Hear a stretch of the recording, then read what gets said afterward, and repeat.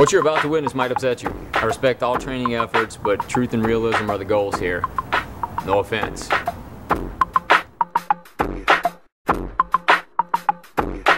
Alright guys, so we talked about not being a knife fighter. Let's talk about gunfighters. I just left the gun store the other day, and I would say there were 8 dudes working in there. They were all 60 to 70 pounds overweight. They actually sell a t-shirt that says, "I'm too fat to fight, I just shoot." And these guys couldn't run from here to the end of this alley without being out of breath. To think that they're actually going to be able to handle a violent encounter with somebody that's trying to do harm to them and get to their gun before that dude beats them to death with it is absurd. So your ability to shoot at paper at 7 yards with 0 stress whatsoever in an indoor range has no relevance at all to real world violence. So stop with the gunfighter thing, stop with the "I'll just shoot you" thing, stop with the "I don't fight, I just shoot." It's just, it's ridiculous. And it's the biggest lie in our whole industry, that people, that just because you carry, you're prepared to deal with a violent situation, especially if somebody's shooting back at you.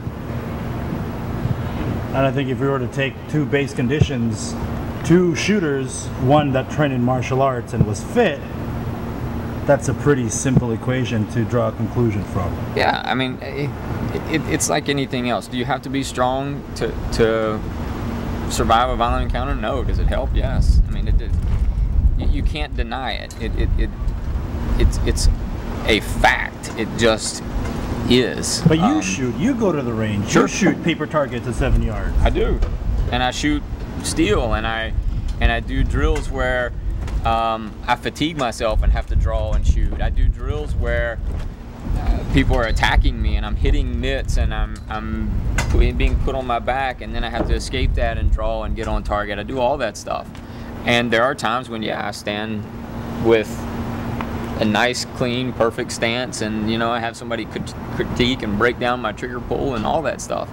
I'm not saying that the fundamentals aren't the fundamentals. Everybody should be able to do that, but me being able to do that has no correlation to me being able to go into an active killer situation in a school with kids running all over the place and be able to engage a guy with an AR-15 that's shooting back.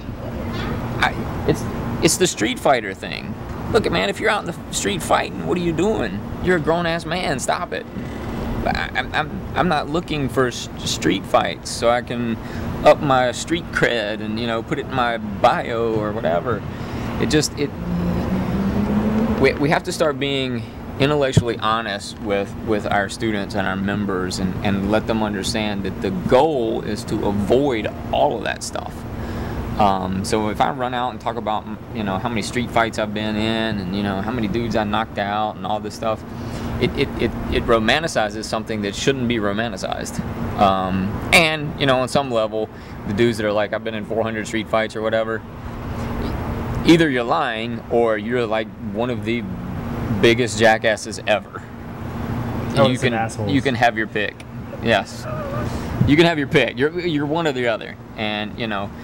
So I think people, if your goal is to survive violent encounters, you should be as good as possible in manipulating a firearm if that works in your world, manipulating an edge weapon if that works in your world, being able to go hands-on. But I'm not a street fighter, I'm not a gunfighter, I'm not a knife fighter, I'm not any of those things, and odds are you aren't either.